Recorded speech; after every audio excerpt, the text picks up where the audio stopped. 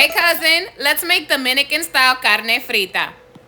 I'll be using 2 pounds of sliced top sirloin steak. I layer the steaks together and I cut the steak into 1.5-inch pieces, just like this.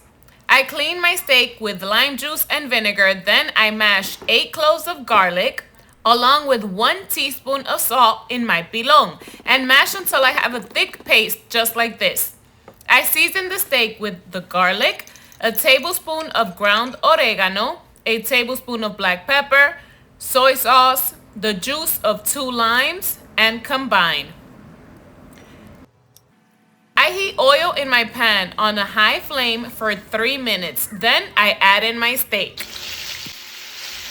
Thin cut steak cooks really fast, so I cook 3 minutes on one side and I flip 3 minutes on the other side. To avoid overcrowding and the oil temperature dropping, I fried the steak in 2 batches. Our carne frita pairs perfectly with tostones. This gives me 2 a.m. New York City summer night vibes. Enjoy, cousin!